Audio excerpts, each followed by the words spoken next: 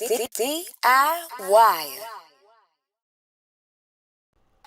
DIYers, we officially have some track listing for the new album by the Clipse, Let God Sort 'Em Out. And not only do we have the track listing, which is already going to be worthy of a conversation, but we also have an interview that they did with Apify. They did an interview recently with Apify, and we're going to get into some of the, I think, the highlights of that. But let's talk about this track listing first. This is dope to see. I mean, just think about it for a minute. You know, I know we're putting a lot of emphasis on how great of a rollout this has been, but in a lot of ways, it's just so foreign to what we've gotten used to. But as you can see, the running track list, because I'm sure things change, especially if, you know, features get in last minute. Who the hell knows what this is going to be? But this is the latest one that I've seen. It says the first song is The Birds Don't Sing, featuring John Legend, Voices of Fire. Chains and Whips, featuring Kendrick Lamar. That's crazy that it's so high up in the track listing. So you know you got something crazy if you're not saving it for the end. POV, featuring Tyler, the Creator. So Be It Part 2. And that was a topic of conversation too, because it was like, Part 2. It makes me wonder if there was some kind of sample clearance issues. Speaking of which, y'all got to stop exposing the samples that these producers use. Like, relax. Some of y'all be digging too deep into. Relax. Sample police. Ace Trumpets. Of course, we got that as a single. All Things Considered, featuring The Dream, Pharrell. MTB, which I think is Mike Tyson punch to the face. Wouldn't be punch, but Mike Tyson blow to the face. That's what it is. EBITA, featuring Pharrell. FICO, featuring Stove God Cooks. Inglorious Bastards, featuring Ab Liv. Come on, man. We got Ab. Come on, we got Ab back into the fold again. That's good to see. Obviously, a longtime collaborator and family of the group. So far ahead, we got with Pharrell, and then Let God Sort 'Em Out. Chandeliers, featuring Nas. Yikes. New Clipse featuring Nas. We re-up gang. Shout out to the re-up gang. Come on, man. And then it ends out with By the Grace of God featuring Pharrell. And I don't know about you. I'm absolutely looking forward to this. To me, this is such a good balance because you're already getting a even flow or even exchange of verses from Malice and Pusha T. It's a healthy amount of features, and it doesn't seem like everybody in there is just filling in verses. Maybe Pharrell's on some of the hooks and all that good stuff, but who knows what else we're getting. I know some folks were looking forward to the possibility of a Jay-Z verse, and although we don't have all the details, I did see this floating around. Shout out to this account, Dre. They have a Rolling Stone article where Pusha T kind of talks about what was a bigger priority over just the Jay-Z feature. So it says in the interview, they asked, what were your conversations with Jay-Z like going over to Rock Nation? Was there any teasing of a potential record if he wanted to test the waters? Pusha T says, I think the biggest thing was getting the deal done and getting the business done. Hello. Somebody gonna have to tell the truth, and I'm gonna Hello. You always want Jay-Z to rap, and we always got a record somewhere for him. More importantly was the idea of being in business with him. Everybody just executing to the fullest extent, just getting a deal done in 24 to 48 hours. That's next level. We did a great job in bringing over a classic project. You see this rollout. We see the rollout. We see it. You could search Clipse rollout online and see what they're saying. These are things we can do to show our dedication and work ethic that bleeds into the label. It's mutually beneficial for everybody to execute. So it doesn't really give you details in terms of if you're going to see a Jay-Z verse, but it does make sure that you know the bigger priority was getting a business straight. And ain't that what it is when you know what I'm saying? When you grown man, that's grown man business. Let's take care of it. I can just tell you this. I don't know the current situation at Def Jam. I don't remember the last time I paid a lot of attention to a Def Jam release, but I'm glad that this wasn't released over at Def Jam.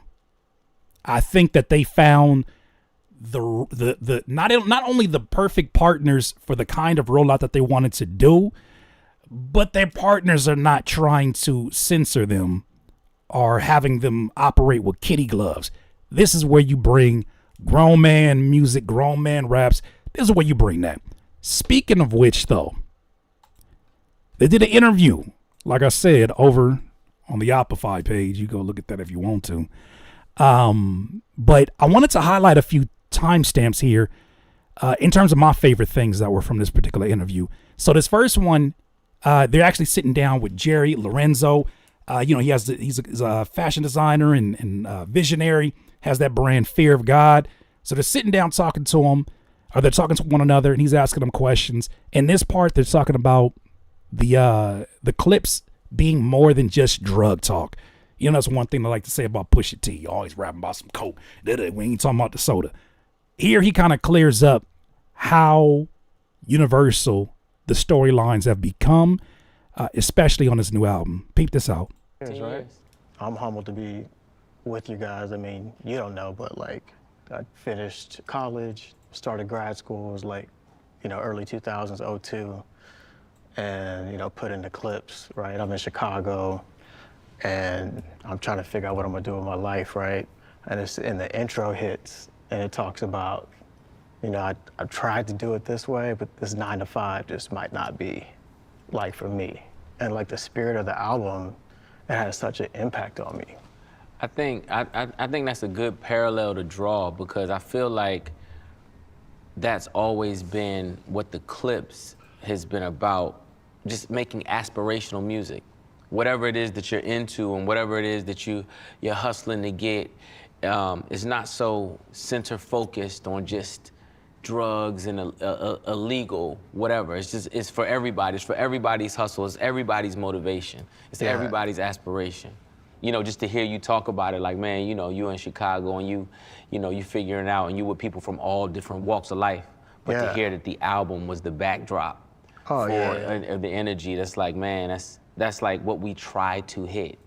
Isn't it the same thing that happens with movies too? Somebody gonna have to tell the truth, and I'm gonna tell it. Isn't that the same thing that happens with movies? Is that it doesn't have to be a movie that is based around your lifestyle or based around details that you can relate to directly, right? It might be an athletic movie, a movie that you've never seen before. You literally never lived the life of the main character, but something about their energy, something about the way they go after what they're going after, the way they talk about their passion.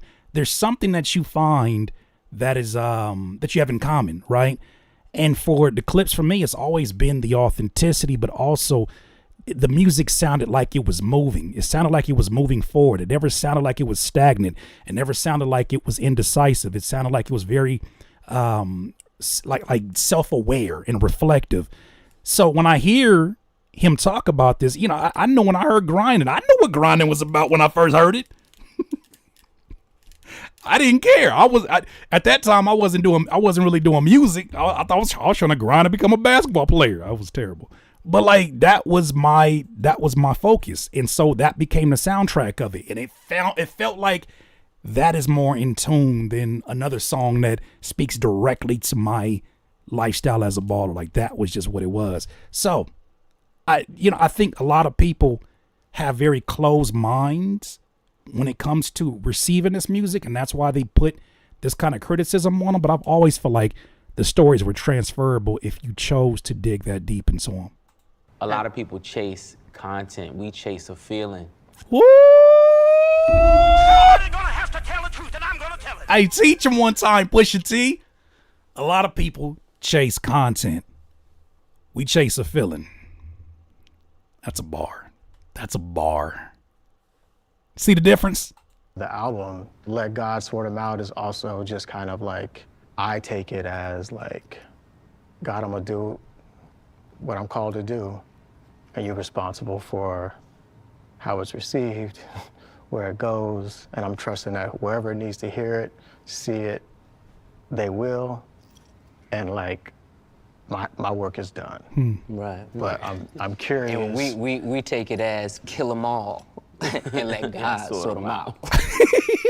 Somebody gonna have to tell the truth, and I'm gonna tell it. And that come from the side of the group that don't be cussing. He said, I'm still out here trying to kill them all. Don't get it twisted. You let that title mean what you think it's gonna mean. I said what I said. competitively. Yeah, competitively. Yeah. Yeah. Love it. Yeah, for sure. But no, I mean, and it is like sports, right? Because it's like I'm coming from a competition too. Competition of I want to kill the game, but I'm also coming, I'm trying to be obedient to the call of my life. See, and it's so encouraging to hear that from them. And I know I keep bringing up age, but I think it's important because I think they're setting a new bar right now. They're setting a new standard. They're setting an idea of what is possible. They're also showing, it's going to be a lot said after those numbers come in. And if they deliver the way that they do, a lot of people will categorize it as, oh, that's an anomaly. That's not the norm. But then there's going to be a lot of brands, a lot of, companies with the power to invest in these type of groups. And they're going to see that there's a value in this if you put the money in the right place. Just don't throw money. Have a plan, have a team, have a strategy. Not only will this translate to a generation that may be significantly younger, but this can stick with them, especially if the product is A1. And this next one I want to talk about, or they talk about, I should say, how would Clipse describe the sound of the project, which is something I'm already excited about. Because, with Pharrell taking over the whole production, no beat that I've heard so far on this project has sounded the same, but still has a signature sound, which is crazy. But I'll let him describe it here. How would you describe like the sound? Urgent. That's scary. Urgent. Now. Yeah. that's scary. Sophisticated urgency. It's a deep dive on the perspective of the Clipse right now. A perspective on life and just how we view it. Perspective on the game, music, and how we feel about it. Also, just the idea of what hip hop means to us, in a sense of like, man, this is a competitive game, and we actually live it. We always try to show and showcase that, being fundamentalist. You know what I'm saying, with the word, and showing that this is timeless. I think back, and I hate, I'm not trying to get on old boy, but I think back. You guys remember that clip that I reacted to? It was a gentleman that was on, he's from Atlantic Music, and he was on that podcast with Ray Daniels, and he was, had his hot take moment where he said, if you're beyond 30, you pretty much need to just like hang it up. Right. His whole argument was, you start getting into your 40s and you lose your energy, and you know what I'm saying? Your body is a different body. Remember that video? And we actually interviewed him too. And he kind of walked back some of those things. It is so encouraging to hear this amount of care being put into being competitive. This amount of care being that I have something to prove. Because at this point, who's going to really look at them and say, if this don't work out, your legacy is affected? Like, that sounds like ESPN every time they talk about LeBron. Who's going to listen to this and say, if this doesn't land, then no, they are who they are. They will always be who they will be in the eyes of true hip hop fans. But to hear this much like hunger, this urgency, I think it says a lot, man, about everybody is not made the same exact way. I love to hear it. I love to hear it. And I know there's a lot of artists out here who love to hear it. Yeah. What we do is timeless. Yeah, man. Yeah. Yeah. It's crazy you say urgent, because it's like anticipation, right? Again, whether it happened a year ago or right now, it's still urgent. You know what I mean? Like the spirit of it doesn't change. Right. And the urgency in it is based on a different timing. I think that's why we never rush. Yeah. Like we never rush. We never make extra songs. It's because we know exactly what it is that we're making every time. So it's like, you never hear throwaways. You never hear like, oh, what was this from? Yeah. Not in dealing with the Clipse Yeah. project Right. at all, ever. The point is, it's very intentional. I was gonna say, your why. Sheesh. Somebody gonna have to tell the truth, and I'm gonna tell it. Now, to the point of the artists that are the A&R that made that statement, there are artists out here who do get to a certain age, and those I's that never dotted, those T's that never crossed, those details they never went over, those the part of their skill set that they never developed gets exposed the older they get. right? That is a very true thing, where there's artists out here who are just as lost at in their late 30s and their early 40s as they were in their early 20s, right? The loss just looks a lot better. Well, I guess not a lot better. It probably is exposed a lot more than it was. But the same issue is still present. You don't know what you want from this. You don't know what you want to rap about. You don't know what you're going to say or put into that music. And you don't even know your audience. I meet a lot of folks that are around my age, and they really struggle with this idea of what songs do I make if I've been known for one thing all throughout my 20s and early 30s. And in reality, people relate to people. People relate to stories. And it's probably to your advantage to become better storytellers, which is probably another reason why Malice and Pusha T give such great interviews. It's because they know how to articulate where they're at mentally, where they're at creatively. That's chef's kiss. It's needed. Yeah. Yeah, I mean, I feel That's the right. same way. Like I sit to do a collection and I know why I'm doing it. Right. Yeah. Nickelodeon said, you're expressing the difference between aging and maturing. Hello. Somebody gonna have to tell the truth, and I'm gonna tell it. There's a Jim Jones joke there, but I'm gonna leave it alone. Hey, yo, DIYer, if you're enjoying this content, please don't forget to hit the like button. It helps this video and this channel get discovered by new people. I appreciate you. Now back to the video.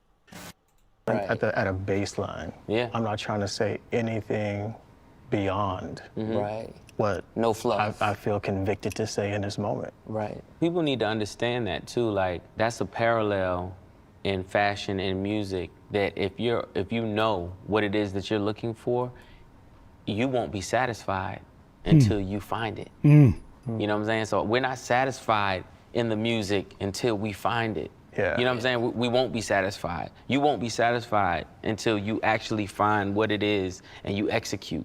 It takes a minute when you're an artist to execute. Yeah. You know what I'm saying? To make timeless. Yeah. When you're an artist. When you're an artist. When you're an When you're artist. an Yeah. When you're an artist. That's what, you know. And I think our fans have they grow impatient, but they definitely understand. Like, yo, we know what we're gonna get from y'all. We know what we're gonna get. Yeah, and they don't want it unless Yeah. y'all know it's right. Yeah. You know what I'm saying? Yeah, there it is. And he's talking about an artist. It's funny, you know, talking about the mindset of an artist, the goal of an artist. I saw a quote, I'm going to butcher it, but it alluded to this idea that the thing that is the most stressful thing that could be on the shoulders of an artist is at their lowest when they have nothing to look forward to. I said an artist is at their lowest.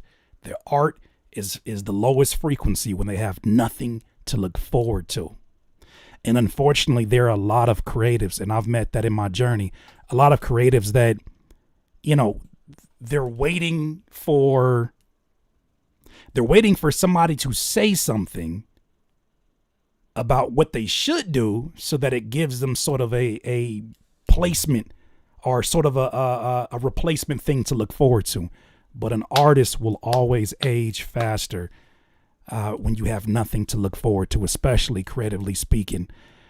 Love it. I love it. So in this next timestamp, Malice talks about his spiritual journey, which is something that haven't really seen a whole lot of conversations about. But if you didn't know, Malice left the Clipse, on positive terms, from what I understand. But he did this because he had a spiritual journey he needed to go for himself. There's a lot of things going on in the group. There's a lot of things behind the scenes going on. I remember seeing a documentary on it, and he went to Christian hip hop, and he was doing well in that space, right? He was able to translate his ideas really well. But seeing him back in this space, in this, this godforsaken music industry, I wondered where that kind of leaves him. And he talks about it here, really candidly. I love to rap because we haven't really rapped as much as we rap. Just I'm sorry, I'm going to take this off of 2x speed. curious, man, where you just like decided, hey, I'm cool on this for a little bit. Yeah. What was happening with you internally, spiritually, and then obviously the decision to come back and you still having your piece within it. I was just, never really asked you some of these questions, but I'd love to like. Yeah, for me, it was just taking inventory of my life personally, and understanding that, you have to look at your own self in the mirror, and you have to be accountable for the decisions that you make. At that point in time, I was just finding that I had to make a change in order to feel healthy and to feel whole, you know what I'm saying? And there was a lot of stuff going on around us. I think you even alluded to it right here, Ramona. Ramona J says he also went to assist care, or he was there to assist his mother with care.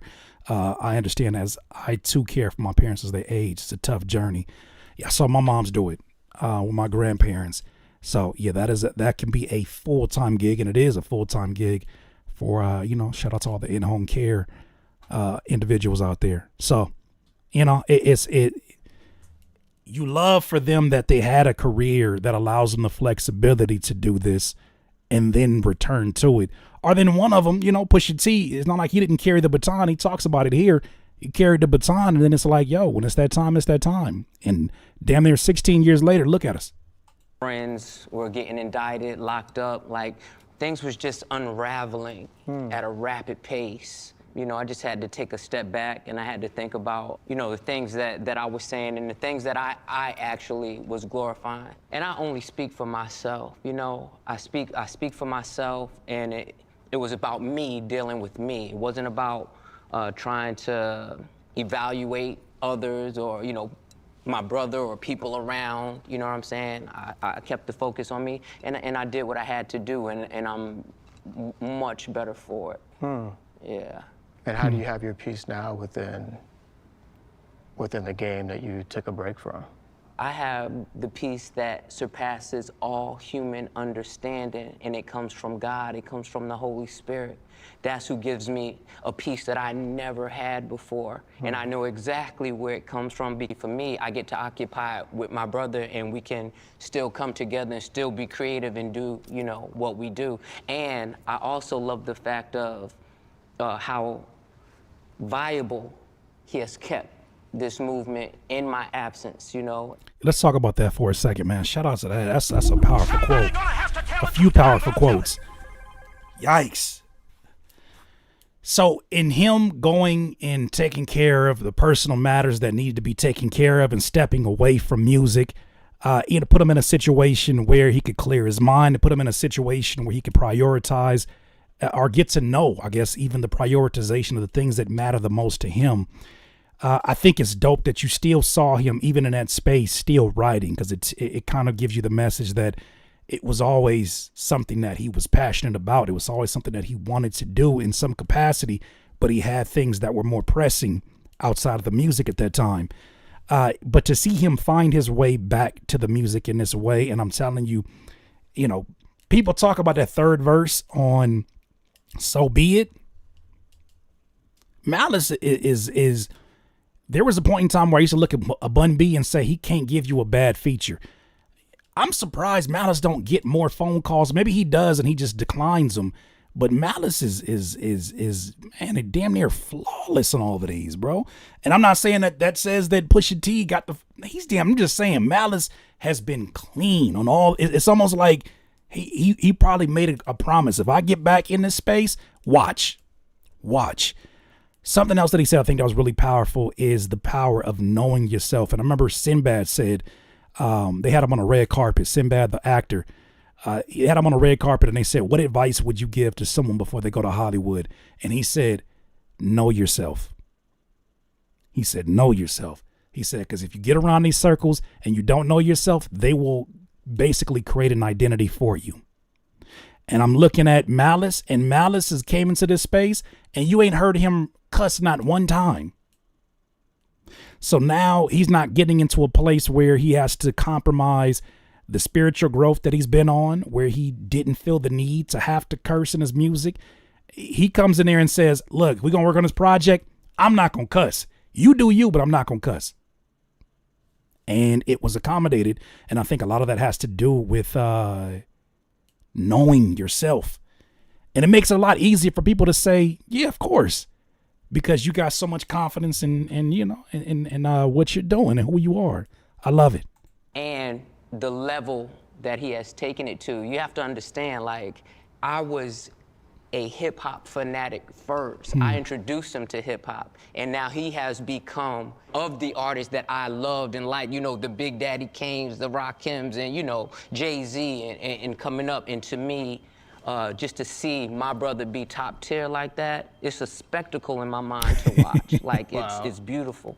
Man. Can you imagine that, coming up with your brother and then you giving him game because you're the older brother, and you telling him about, like, all right, this is who this is. All right, this is Big Daddy Kane. This is what he brings. This is what makes him such a special artist. Can you imagine showing the magazines, watching the videos with your brother, and then your brother goes on to become one of those ones where, you know, somebody else is doing the same exact thing with their little brother? You know what I'm saying? Like that, to see the respect that he gets as one of the best lyricists of his era, and it's just in hip hop period, is just something that I'm sure that brings a lot of pride to him. How does that feel to hear that from your brother? Do you share that often? Is that something you hear, or is it? Oh man, I've told my brother plenty of times, you know, I feel like he's one of the best. Wow. You know. But it's just all very real. Like, I learned all of this from my brother, all of it. Like, the passion. He taught me the intricacies of, you know, why rappers were corny, why they, you know, why rapper A was corny versus rapper B. You know, rapper A was way more popular, but he would tell me rapper B gonna be here. Yeah. You know, I got like all of these type of criterias. It was a real tutorial in watching him and just the diligence in writing. You know what I'm saying? And just being so passionate about the craft.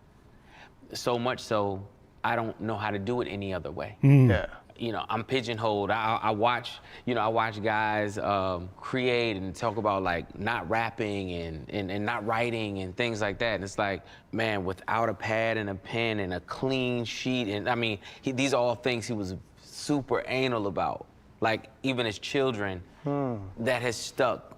Anybody who knows, like, even when I do features now, I write the feature, I do the feature, take the picture, send it to the artist. And like, yo, you got to, you know, they know it's done. Yeah. But it has to be that. And these are all his, this is all his schooling. But that's all spiritual, right? It's the playbook. You don't get to a place like that unless you truly, truly love this. Unless you truly, truly love this. I hope artists are seeing, like, this is what happens when you talk about the music beyond the music, right? You talk about the music because the details matter. But when you break down the layers, and this is where talking to journalists matters. This is where talking to people who are, you know, great interviewers matters. You talk to them, and if you are allowing for that vulnerability, look at all the moments that just happened just in this conversation, that back and forth. You wouldn't have got this if the label would have said, the marketing team doesn't think you need to do interviews. You need to be mysterious. You need to hold off on those. Let's just do one with Charlemagne the God, and then the rest of them, let's just, like, let the music come on, let the people talk about it. Like, that doesn't work for every single artist, and you're missing out on so many moments. And even though every time an artist comes out with a new project, they say something like, nah, this is the best one we ever done, and watch, y'all gonna hear this the best. There's a different story for every single album that should be told. There's a different story that should be told for every single album. Yeah, TQ, you make a good point. Like, this wouldn't work with Kai Cenat. Like, I don't think this needs, like, if anything, I wouldn't mind seeing them have a conversation, you know, with him, because he is, you know, one of the top streamers, and it would make sense. But using that opportunity and it being a naturally awkward conversation, if they got no business talking to each other, don't force it. And I think that's the issue with a lot of the labels, is that they'll put these artists in this bedroom and hope for a very organic or clip farming type of situation. And then you wonder why the shit be awkward, or the artist ends up looking like an asshole. Most of them seem like they don't even want to be there. right? Because once you get past all the people watching, what's the purpose of them actually being there if them folks don't even buy music? If they're too young and they don't think music is of that value. So I like the way that they're doing this because it's having grown folks conversation for, I'm pretty sure, an album that is grown folks music. All right, I got one more clip here. This one he gets really, really good because he starts talking about, Pusha T specifically starts talking about the features on the album. And he had a really interesting story about Kendrick Lamar and how somehow Kendrick requested to be on 2 songs. What? Peep this out. I feel like that's what happened with all of our features, man. I'm running down the track list in my head right now, but we got John Legend, Tyler the Creator, Nas, Oh, wow. Kendrick Lamar, Stove God. Huh. The Dream, Lava, of course, Re-Up Gang, Forever. Everything produced by Pharrell. I think we got a couple verses from Pharrell too. Yeah, we got some verses from Pharrell. Yeah. We got some verses from Pharrell. Come on, man. Don't sleep on Pharrell. Come on, man. Here we got a Kendrick feature coming on here. Yeah. Can you speak a little bit about how it came together? I don't know if you could talk to the track tone or direction or For like. sure. I mean, Clipse and Kendrick together, that speaks lyricism. Hello. Like, in any time, I don't think people want anything other than that. You know, it was a situation where the traffic of people just coming in and out of the studio, and it happened to be a person from Kendrick's camp who was like in the studio, and we let his folks hear the album, and he called him and was like, listen, you need to get on this. And mind you, at this particular time, he was just super busy. Yeah. And man, I sent them songs over. He just called back laughing, like, oh man. Oh, really? He was like, okay. Say less. I I'm gotta do on it. Don't worry about it. He was like, yo, I wanna do 2. And the idea of right place, right time makes everything happen, and having the actual product. Yeah. And it's music, so you can get caught up in the moment. Like, you can catch people up in the moment. Yeah. With something polarizing. And I feel like that was one of those moments for us. Man, shout out to that. That right there is a crazy story. Somebody gonna have to tell the truth, and I'm gonna tell it. When you got probably one of the busiest rappers in the game right now, and a Kendrick that hits you back and says, okay, I see what y'all on. I will prioritize and get this done. Can I get another one? Can I get 2 songs? Can I get another feature on it? Like, I'm pretty sure most of this music out here probably don't move him the same way that you would get from a Clipse album. That's different. Yeah, folks will do favors because it's like, yeah, y'all are that. Nah, he said, I'm gonna need it. Y'all got another one? Man, so now that I think about it, I just thought about it right now. Hell no, I don't want to see Clipse on Kais in that stream. And I don't want to see that. Did you see his reaction? I'm not going to show it right now, but did you see his reaction that he had to So Be It? This nigga look lost. I just thought about that for a second. I'm thinking about the marketing. Everything is going so well. They're talking to who they need to talk to. I just thought about that. He had such a weird reaction to it. He was like,